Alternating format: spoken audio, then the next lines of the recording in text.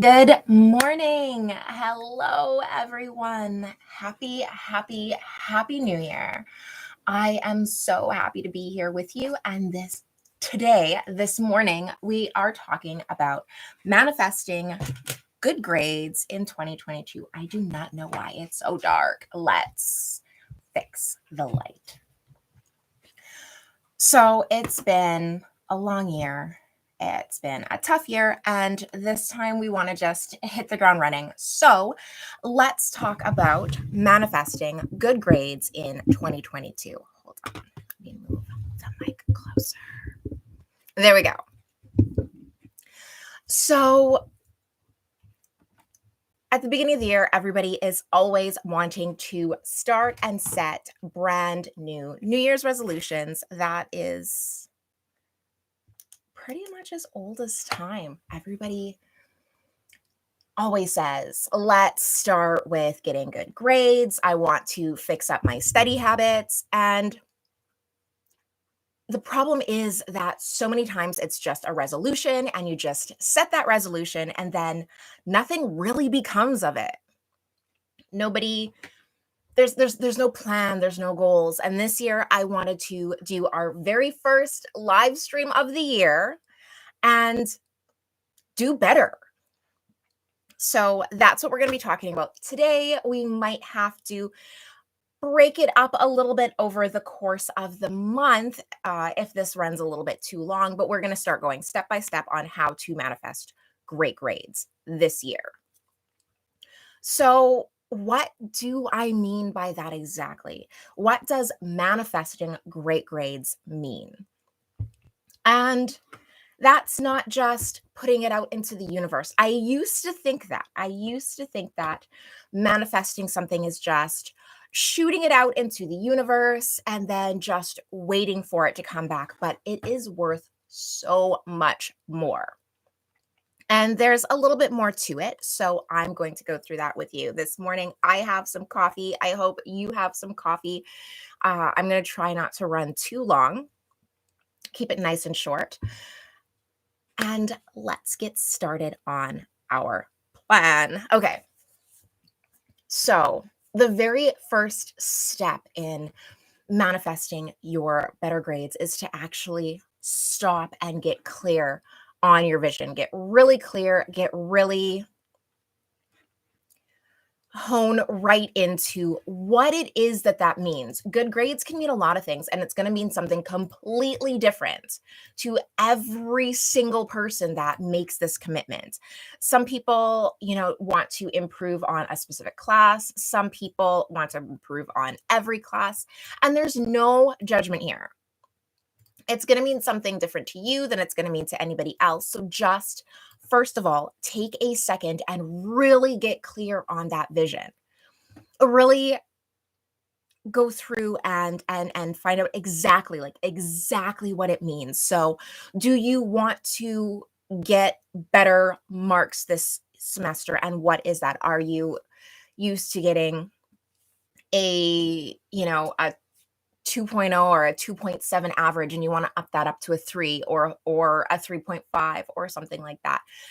Figure out what it is. What is it that your end goal is? Is it a specific class that you want to focus on? Is it that you want to get better in your lit class? Is it that you want to get better in chemistry or biology? Or is it your overall study skills?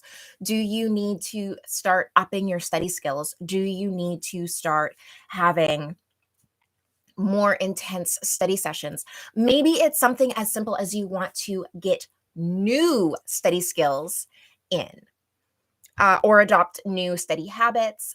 Get clear on what it means to you. Get clear on what it is that's going to get you to that next level. And that might seem a little bit hopeless because there's so many times when I have students and they say, I just want to get better grades. Well, what do you feel stopped you in the first place from getting those grades? Why did you not get those grades last year? And usually people will say, okay, well, I could have done more studying. I didn't read the textbook. There's so many different things like that that can happen, that you just get so overbooked or anything like that, that kind of hinders your study efforts, and then boop, studying doesn't happen.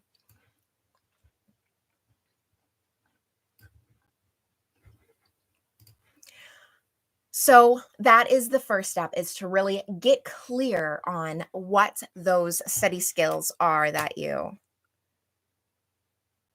are lacking. I don't know why it's so dark.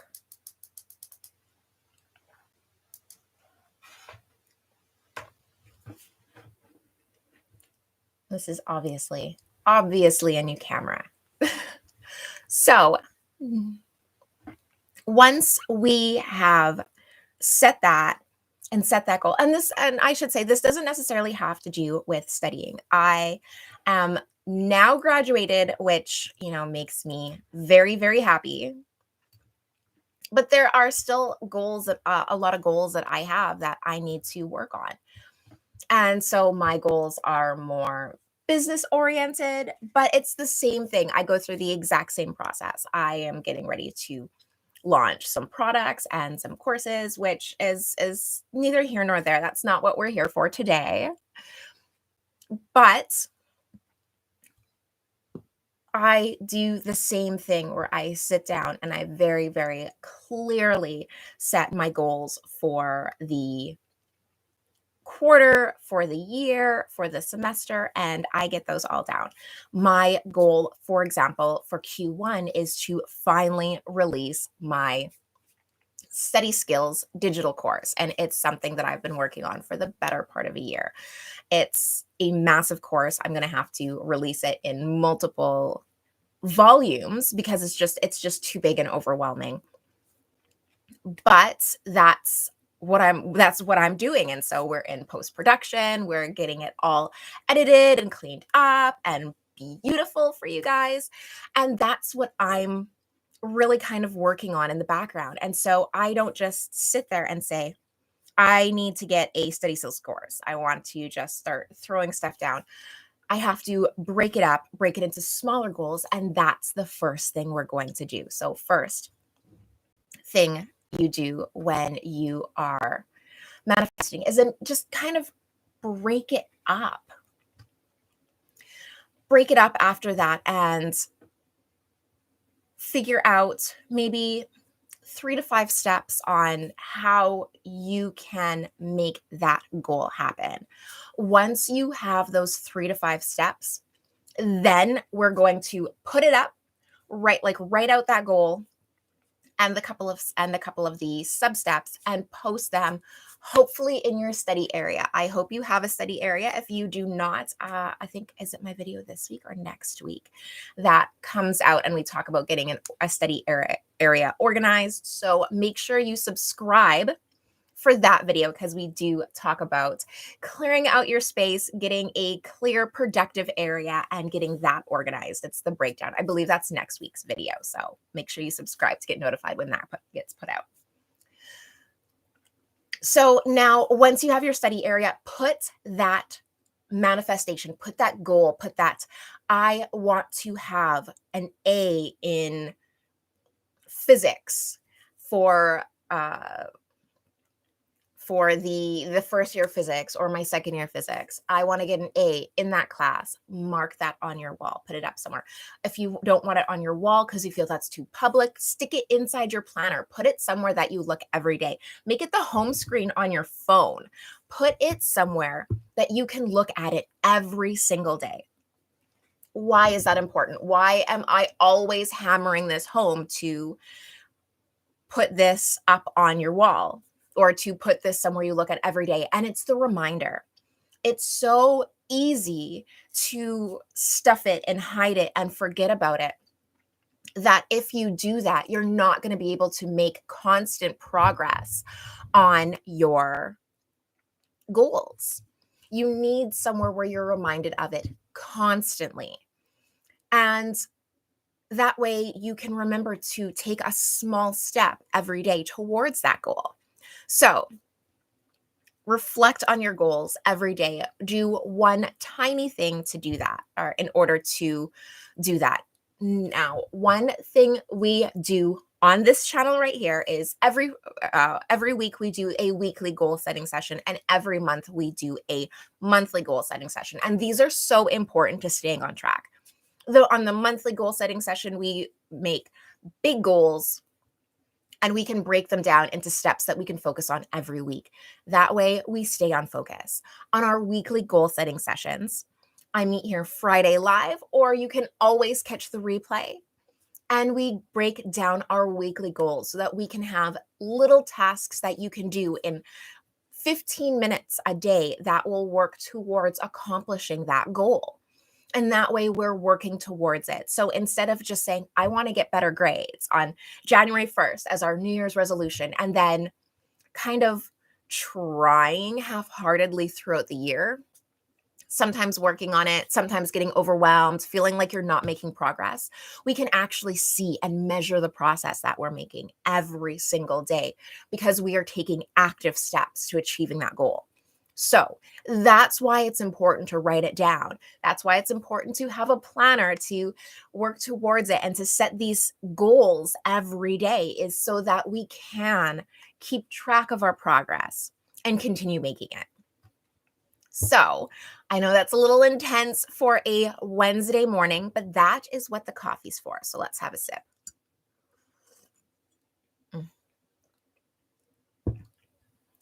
So now we have our big goal. We have our smaller goals, like our weekly goals, and you're going to come back here every single week and we're going to do this together, me and you. Next, we're going to actually make room in our life for our success. So again, so many of us pile on so many obligations. We have so much to do day in, day out, that we don't actually make room for success to grow. The cat, you might see the cat wandering around. Just ignore her. Okay, so we don't make room in our lives for the success that we want to bring into it. We're overwhelmed with so many obligations, so many responsibilities. We're packing our time full of responsibilities and study time, but we're just staying busy. We're not actually being productive. And it's so important to know the difference between being busy and being productive. So being busy just means that you're constantly doing something. Your time is constantly being filled up, whereas being productive means you're actually completing tasks towards your end goal. We want to do that. We want to do deliberate steps, complete deliberate tasks that will get us to that end goal. That is so important. So make room for that. And clear out the clutter that takes up your mind. So sometimes when I want to make a big change, when I feel like I am not being productive and I am not making the progress that I need, I often start with something easier. Like, getting that clutter out of your brain is really tough sometimes. So sometimes it's easier to make room in your physical life. So sometimes I'll do a nice deep clean of my desk, or I will do a deep clean of my inbox on my emails and purge all of the spam emails that I'm really not reading. I will clean my room, or I'll clean out a closet, something that I've been neglecting. Sometimes I will pull all of the clothes out of my drawers, wash them all, and sort them. So I'll keep the in-season clothes in my drawer, and I will put away all of the sweaters, for example, or in the summer I'll put away all of my big heavy sweaters, or in the winter I'll put away all of my summer dresses. Something like that can be so freeing and so liberating, and it's a physical, just releasing it and putting it away and making space in your physical life for these changes. That clutter is blocking your space sometimes, and that can just it just gives you room. It just gives you room and the levity of and liberation to actually be able to bring in some new habits and commit to these changes. It sounds a little strange how, cleaning off the top of your dresser can make room in your brain, but that's just the physical clutter is liberating. Cleaning up the physical clutter is very liberating. Um I have if you don't know what to clean up, or you need something like that, I do have um an organization checklist in my planner. You can try some tasks on that. It's a free planner. It's in the description below. It has the study planner, it has the study activities and stuff like that. So it will probably help you for several of these steps. So now we have set goals. We have broken them down into smaller steps. I don't mean daily steps, I mean smaller steps. Like, I want a 3.5 GPA. So the first thing is, one, let's commit to study tips, or to studying at least 1 hour daily. Two is, let's learn some new study activities and make sure we switch up those study activities. And three is, let's read the chapters of the textbook for that thing. Like, those are three smaller steps. We would have to then recommit and break those steps down, or maybe it is, I need to get a 4.0 in one of my classes to bring up my GPA X number of percentages. Those are all goals that we can make a plan to achieve, because our next step is to now make that plan. So let's have another sip of coffee, and then we have to put on our serious face. So making a plan is where that breakdown, that monthly and weekly breakdown that I discussed before, comes in. If one of those steps is to start getting a 4.0 in one class per semester in order to slowly bring up that GPA, then we need to take intentional steps to get that 4.0, especially when you get into college and university.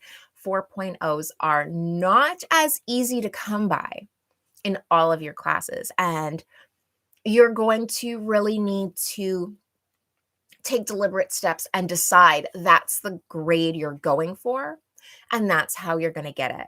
So my first suggestion for something like that is to choose the class you want to get that grade in, and make sure you take into consideration how it's graded. And for this, you're going to need the syllabus.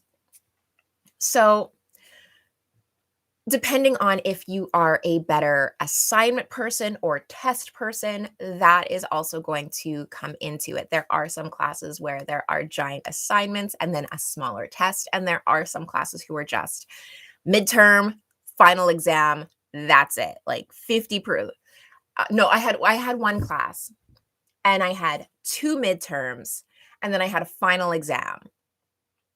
And that was the entire class. So the final exam was worth like 45% of your mark. I think one midterm was worth like 20%, and then the other midterm was worth the rest of it. Like, it was like 2 giant midterms and a final exam. And I can take tests, don't get me wrong. I am good at doing tests, but I'm not a gambler. I don't go to the casino. I've never been much of a gambler. And I feel like classes who are strictly test exam classes are very much a gamble. And this is why. You can prepare wonderfully all semester. You can do all of the studying. You can do it all of the revising, all of that. But your entire grade comes down to this 9-hour chunk of exam time. So I'm counting 3 hours for midterm, 3 hours for the other midterm, and 3 hours for the final. So if you get really sick or something and you like, I remember on one of my exams, I was horribly sick. And you still have to take that exam most of the time. So I went to the exam and I did do a good job, but there was one point in the exam where I had, this is obviously pre-Rona. I ended up so super sick. Like I almost tried to cancel on that day and just not show up and just come with a doctor's note and then try later. But it was one of those situations where it's just kicking it down the can like down the line. I'd already been studying so hard, preparing so hard. I had no idea when I would have the opportunity to rewrite the exam, and I had no idea when I would get better. I'm pretty sure I had pneumonia. So I went to the exam. I sat off to the side and I got incredibly ill like halfway through writing the exam. So, of course, my hand shoots up. I'm like, I have to go to the bathroom. I have to leave now. And they were like, yeah, go ahead, go out there, go to the bathroom. And I was in the bathroom probably for a good 15 to 25 minutes. I have no idea because I might have fainted in the bathroom. I was so ill.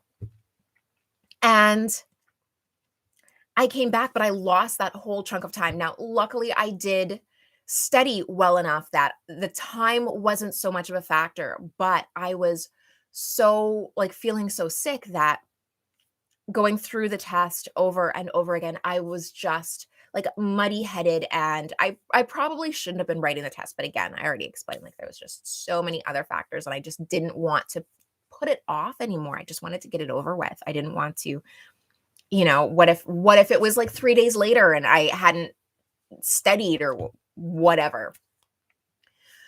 And I just lost all of the information. That's what I was most worried about, was losing all of the information.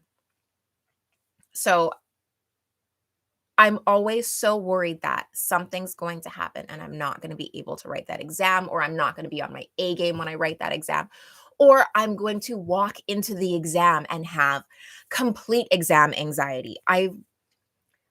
Test anxiety, exam anxiety is a real thing. I have an entire article about it, and check that out if you deal with exam anxiety like I do. I get it really bad, so I feel like I over prepare, and that kind of balances it out.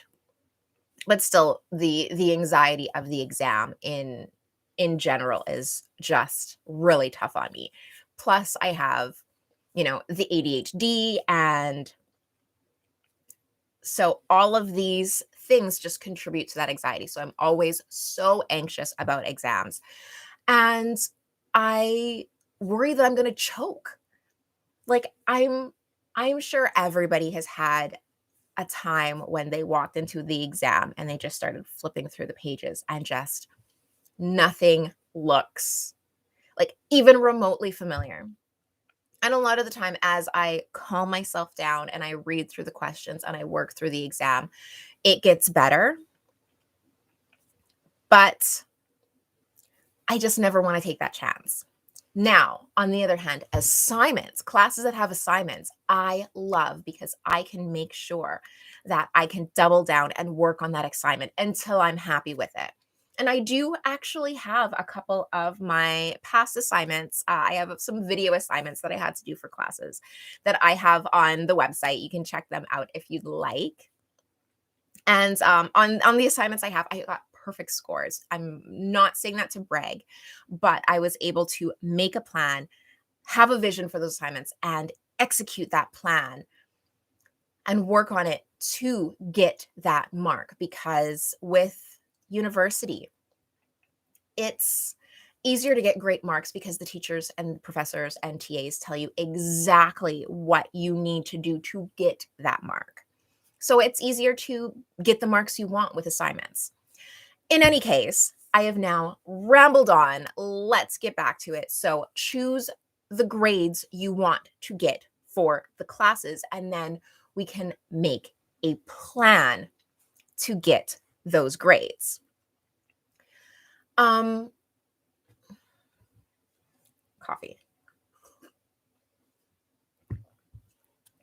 So, if you are choosing a class that is test heavy, because tests are your thing and you can rock them, you can do a plan for your studying. So, what are you going to study? And list all of the concepts you need to study. Grab the free study planner for that.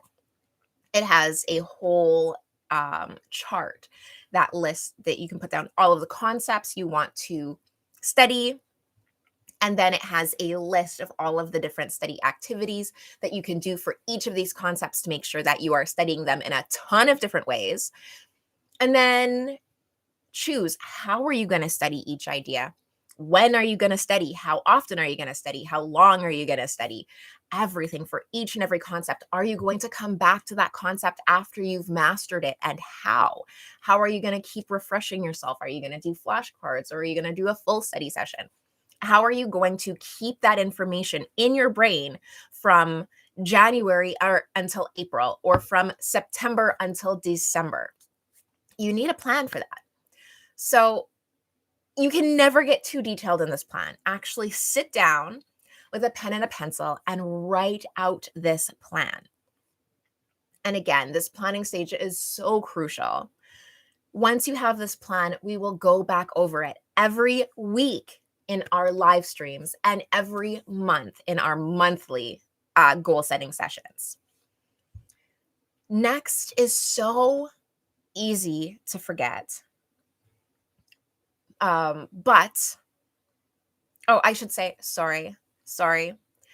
If, for example, you have a assignment-based class and you want to get your great mark in that assignment-based class, then it's the exact same process except for those assignments. I have a article on the website for how to actually break down your assignment and get a great mark on your assignment. I've done it several times. I have mastered the process. There is a process. Follow that article, but it's the exact same thing. It is making a plan, studying your instructions, studying your rubric, and making sure everything that the professor is looking for is in there, how they want it, and that is all broken down on your rubric. And again, I have an entire article on the website that breaks all of that down. So that is a possibility. Now, the next thing is to stay positive. And it's sometimes really tough to do that. Sometimes, I know for me, like, it's really hard, especially when you're getting overwhelmed and you have a lot to do, and you start after the beginning of the semester glow where you're in love with your classes and you're so excited to learn all of this information, and the realities of studying every day and having to have a job and having to do online classes. Where I live, they are going back to remote learning. And that is so tough. I remember loving the idea of remote classes before I started school, and then taking an entire semester of remote classes and being like, oh my God, how? Even like a couple of remote classes. Like, there have been classes that I have taken remotely that I have promised would be my last remote class ever, like my last online course ever. And never say never. Now I teach them. So with that, it's just so hard sometimes to stay positive, but that is definitely one of the steps that you need to take in order to stay on track and be positive all semester long. So negative self-talk is something that I have struggled with myself, and I know so many people have struggled with, where even though I know the information, I just kind of like bash down on myself and be like, oh, I'm so stupid. Oh, I should have done this. Oh, I should have done that. And it can really creep in and have a lot of negative effects on your self esteem, on your self worth, on your potential to do good things. And so it's really, really important to recognize and counteract that with staying positive. Ah, now an entire light went out because this right here, this is what it's like to go live. This is why this is why edited videos are edited videos seem so flawless, but whenever I am here and I do these live streams, you get a little glimpse of what it looks like behind the scenes, and it's kind of a mess. I have said before in the live streams, and then I get messages like, oh, you're not a mess. I'm a little bit of a mess, but we all are. We can be a mess together. It's okay. It's okay to be a little bit of a mess sometimes, but the secret is to stay positive. Stay positive, embrace it, and figure out a workaround. And my workaround is just to persist. It's great to have a mantra as well. I love Grey's Anatomy. And one of my favorite mantras from them, and it is a little bit cold-hearted, but one of my favorite mantras is, in fact, from Grey's Anatomy. And it was, do you want to go to bed or do you want to be a surgeon? And that's it. You know, when I am having a particularly bad day, that is what I ask myself. Do I want to go to bed or do I want to be a surgeon? And I don't mean a literal surgeon. I don't intend on going to school to be a surgeon. But it's the idea. Do I want to go to bed or do I want to be successful and accomplish what it is that I want to do? And I'm not going to lie, there are some days where I want to go to bed. And there are days that I allow myself to go to bed. But there are also days where I will take small steps to complete just the task that I have set out for myself today. So whether that is reading a chapter in my book or doing flashcards or whatever it is, for me, for business wise, whether it is coming on and doing my live stream and saying, yes, I did it. And then going and climbing back into bed. I did it. I did my goal, my task for the day to get me closer to what I wanted to be. And now I can go and do some self-care, because sometimes just laying in bed and hiding out for the day is self-care. Okay.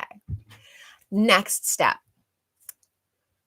Don't expect exactly what you asked for to fall into your lap. Sometimes you have to be ultra specific on your goal, or you might get something that you didn't anticipate. Let me explain.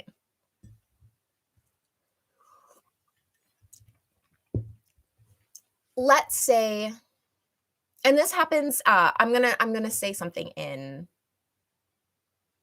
actually, yes, I'm going to use my own, I was gonna use a business analogy, but I'm going to use my own analogy. So I remember, this is story time of an actual real life situation that I had in university. I went into university and I wanted to get into this particular program. I had been invited to a dinner with a bunch of faculty heads, and they were all talking about their research projects. And there was this one research project that I became obsessed with. And I wanted to get into this guy's research project. It was a physics. He was a physics department head, and he was doing something with like radio medicine and mammograms, and trying to make this basically like portable mammogram machine that would help to diagnose breast cancer in impoverished nations. And I was obsessed immediately. And it was amazing because as I was chatting with him, it's like we kind of developed this bond and we just got together so well and we spoke the same language. And before I had started taking physics classes, I was terrified of physics, didn't take it in high school. First took it in university and fell in love with it. It was nothing like I had thought it was. I don't know what I thought it was, but it was nothing like what I thought it was. And it was just like when I met this particular department head, like the skies had opened, there was like a beam of light. I was like, I have figured out what I was supposed to do with my life. And I was so excited. So I went directly to, and I had talked to him about it. He, loved me too. So I went straight to trying to figure out how to get into the program for the co-op program that would allow me to work underneath him. And I needed this one class. And it was a chordates class. So I was like, okay, this is this biology class I have to take. I'm going to take this class. I'm going to learn a little bit about chordates and it's going to be fun. It's going to be fine. This particular but I needed sorry. Let me back up. I needed permission from the biology department head to get into this program. And I never met the biology department head. To the best of my knowledge, she was not at this this dinner. So I had to find her, introduce myself to her, and convince her to give me permission. This person she's never seen, never met before. I think I was like a first or second year. I was still very, very green. So off I went. Off I went to find this woman. So I located her in her office one day after my classes. So the office building was empty. Her receptionist was not there. It was just her alone in her office. And now I'm standing in the area where her receptionist normally is and I'm, holding my paperwork in my clipboard. And I am going through in my mind what it would be like if I just tapped on her door. And in my mind, I was also imagining like security jumping me out of nowhere and dragging me off. So again, I'm playing back and forth in my mind how badly I want to get into this stream so that I can join this other professor on his research project, which could change my life, and how badly I wanted to be tackled by security and dragged out. There was no security there. But, in the movies they just fly out of nowhere and that's what I'm picturing. So, I'm standing in the little waiting room struggling with this and she kind of peeks out of the door and she's like, "Can I help you?" And I'm like, "Hi. I'm Terrell. And I would really, really love to get into this program, but I need your permission." And so she's like, "Okay, why don't you come sit down?" So she clearly knew that I don't think she knew that she knew me, or maybe she was trying to figure out if she recognized me from any of her classes, but I had never been in any of her classes. So we sat down and we chatted and I tried to be as charming as humanly possible. And we did also kind of hit it off. So her thing was, "Okay, listen, I will give you permission, but you have to promise to take my class." And her class was the chordates class. So I was like, "All right, you're in. I will figure out what prerequisites I need for your class. I will take those and then I will take your class and then I will be successful in this physics class," right? At this point, I was not a biology major. I just needed this biology credit. Did I know why I needed this biology credit? I didn't. I figured it out later. But so I immediately went home, figured out what classes I needed to take her class, signed up for those classes in the following semester, and then a couple semesters later, I took her class, and I loved it. It was amazing. It completely changed what I thought about biology and physiology.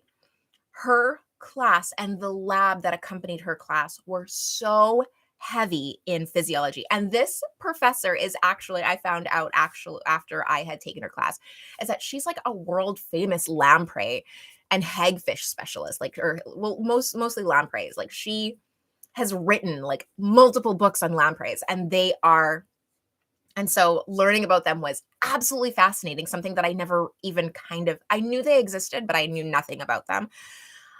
But her class was so incredibly physiology heavy in the lab portion, and I got to know the lab.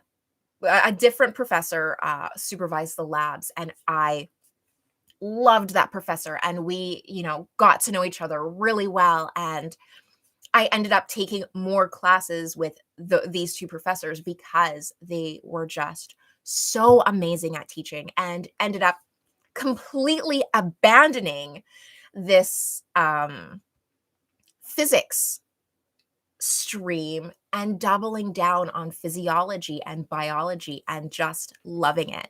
So that's what I mean about keeping clear on your goals and setting your goals and staying on track but that also works, I guess, two separate ways. Is that I found my love when I set a goal to go into this research project, but I also discovered so much more. So sometimes when you put this manifestation out there that, I love this, I want to be part of a research project, which is why I went to the dinner in the first place, it ended up completely changing my view of the sciences and taking me in a totally different direction. So don't just put it out there in the universe that you want to be part of a research project. Actually commit to those steps. I obviously did not commit enough to those steps. I just, kind of decided to follow my heart. But in this case, I don't regret it. But that was a kind of a story. Oh, that was a whole long story time. I'm sorry. Oh, but sometimes when you put something out into the universe and you're not specific enough, you will get something else back.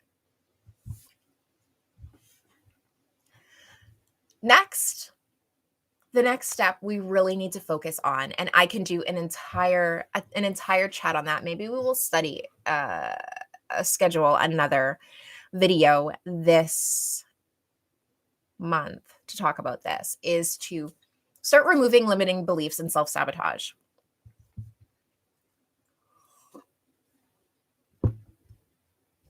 Coffee time is almost over. Limiting beliefs is when you say to yourself or allow yourself to believe that, "Ugh, I'll never be able to do that." Or when you try and do something, but you get in your own way. So sleeping in the morning is a form of self-sabotage. If you want to back it up, staying up super, super late at night and not getting enough sleep, also a form of self-sabotage. These are going to cause you to fall short of your goals when you shouldn't. And what I mean is by shouldn't, you have a plan, you've set your plan, you know the steps that you have to take, but you have now gotten in your own way and that you fall short. So say that you have, a perfect example is a fitness goal. Say you stay up super late and you plan on running at 6 a.m. every day, but instead you stay up till 3 and now at 6 o'clock you are exhausted. You have a class at 9 a.m. and if you don't wake up at 6, you don't get this run in. Well, you've just self-sabotaged yourself because there's no way you can function off of 3 hours sleep, let alone fit in a run. you're not going to be effective at school. You're going to be falling asleep in classes, and then your grades, either your run's going to suffer or your grades are going to suffer.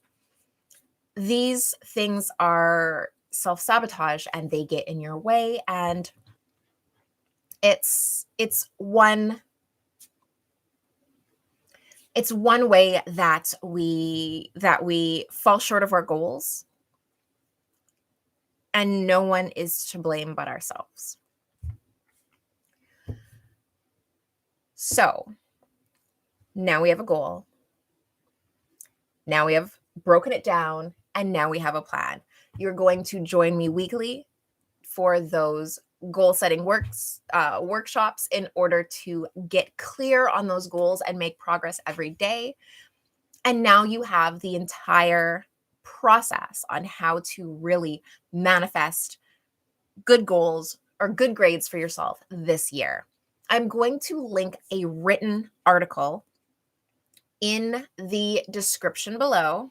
Sorry, I'm wearing my old uni sweatshirt. It's so comfy. I'm going to link in the description below an article, and it will also guide you through this entire process step by step so that you can really hone it down and be able to implement this entire process. It linked down in the description is also the study worksheet, the study book that I mentioned a couple of times, with the study activities, the organization checklist, the study planner. All of those things, both of those things are going to be down in the description below. But I also just want to talk to you about the 5 pro tips, 5 things. Do not forget these 5 things in this manifestation process. And number 1 is you still need to study. Like I said at the very onset, this is not magic. You still need to study. You still need to put the time in to get the grades you want. This is a process that you can adopt in order to actually make a commitment to having these grades and this goal come to life. This is the process that envelops it. Don't forget about the actual day in, day out work, which is the study, or which is studying, right? Like, you still need to study. You can't just sleep on your textbooks and, absorb by osmosis that information. You still have to study, unfortunately. Next is trust the process. You might not see results immediately, but that doesn't mean they're not there. That doesn't mean they're not coming. Trust the process. Commit to the goal. Work it through to its end. If you're struggling, you can always email me. My contact is in the description. I love to hear from you, and I love giving out some pointers. Next, choose a positive affirmation to say to yourself. Sometimes I say, do you want to be a surgeon, or do you want to go to sleep? Other times I just tell myself, I've got this. I've been through worse. I've got this. You might have a different one, and that's okay. This is a highly personal thing. You don't have to tell anybody what your personal affirmation is. You just need to you can keep it to yourself if you want to, but have one and tell yourself, give yourself positive, kind words, and tell yourself, like, I can do this. I know I can do this. If I just commit to it, if I just trust the process, follow the plan, and stay positive, I can do this, because you can. Finally, don't let setbacks stay in your way, or don't let setbacks get in your way. There's always going to be setbacks. There's always going to be times when you sleep in the morning, or you get sick or anything like that, and it's just a part of life. There's ups, there's downs, there's setbacks. There's times where you're going to get a break, and you're going to like steam ahead. Just remember, focus on the end goal. And if you encounter setbacks, that's why we review goals weekly and set new ones and break down our tasks daily so that we can make small steps to regain process. It's okay. Everybody has setbacks. If you watch my live streams regularly, you know that I've had some major setbacks. I don't always reach my goals, and I'm honest in my weekly live streams when I don't. And that's okay because I know overall I'm making progress, and I know one little setback is not going to stop me from achieving my dreams. I'm going to sit down on my next goal setting session. I'm going to regroup and I'm going to steam ahead to my dreams. Finally, restate your intention every day. The entire reason that we are putting those intentions, that we are putting our goals up, is so that we can talk about our intentions, so that they can be out there, so that we can remind ourselves. Say it to yourself. Tell yourself, I am going to get a 4.0 on this class. I am going to graduate with honors. I am going to do this. I am going to defend this thesis and I'm going to rock it. I'm going to ace that MCAT. I'm going to ace my LSATs. I'm going to I'm going to get through this.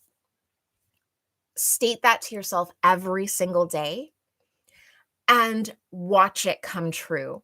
You have to put it out there. You have to remind yourself. You have to believe it.